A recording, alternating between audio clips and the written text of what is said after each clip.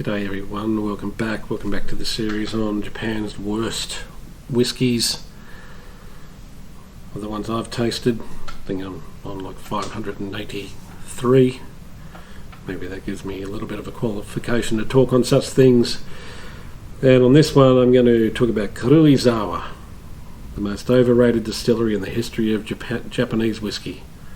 That's a story for another day. So I'm going to do this in two parts because there's quite a few of them, and again there's stuff on the list, on my actual full list of tasted ones that you'll see that I didn't do full tasting notes on. I would have tasted them in a bar and just had a score in mind and I'll put them on the list. So there's even more than what I'm going to present to you of the Karuizawa. I've got other stories about that stuff, that's for sure. Anyway, let's move on. I'm going to start with this one. It's the Karuizawa Oakmaster. Master of what? Master of none.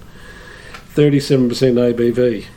And I don't know if it still exists, but there's a tax law in Japan that if you produce whiskey under 40% ABV, or any spirit really, then you got tax breaks of some description. Tax alleviation. So let's get into this one.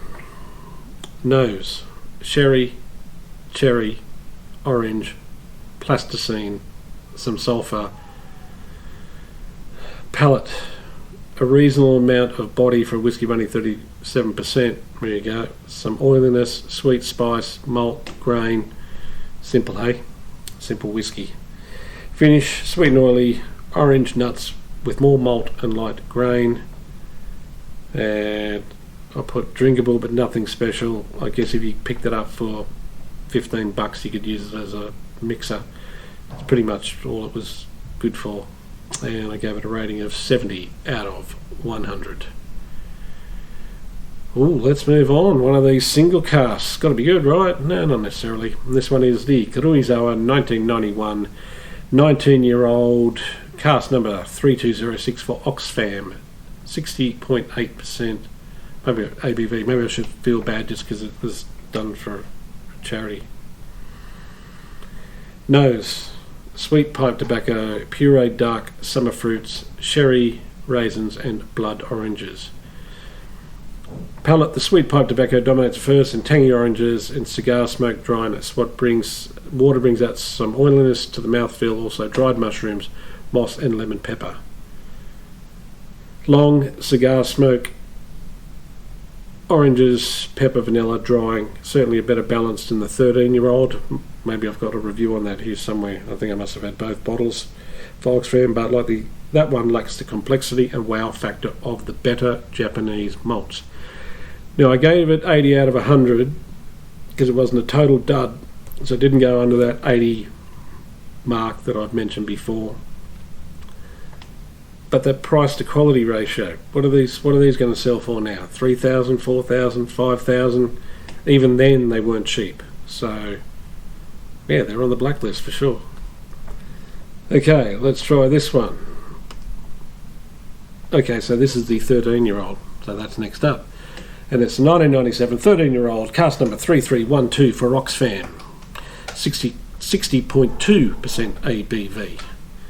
On the nose I got oak, sherry, raisins, red grape and a hint of white chocolate. Palate, without water, mainly Seville oranges and vanilla.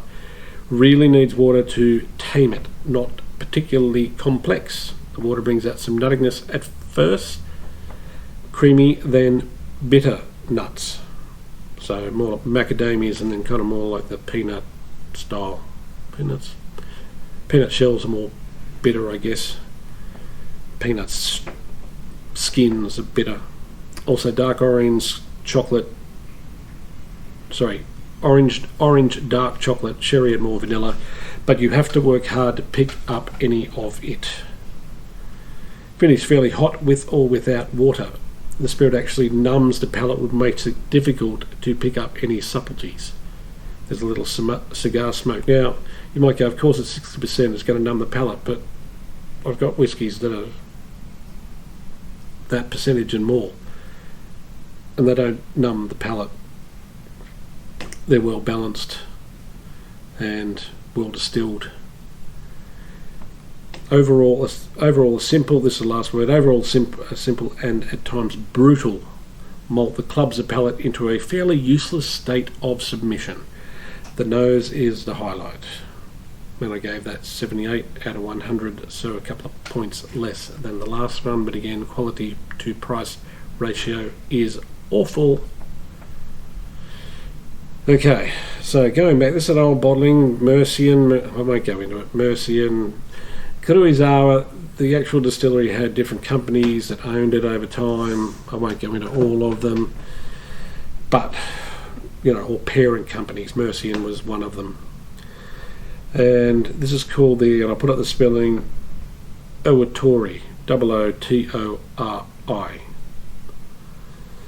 And I just said the malt in this one came from the Karuizawa distillery. It was aged 15 years. Nice decanter bottle, looks exactly like, or almost exactly like a Hibiki bottle. All the facets down it, same shape, everything. 40% ABV. Which came first in those bottles, the chicken or the egg, not sure who inspired who. Nose, a rich succulent bouquet, so I was quite impressed by that. A big bunch of bananas, vanillas, walnuts, oranges, firm grain and fresh cut timber. Sounds sweet? It is.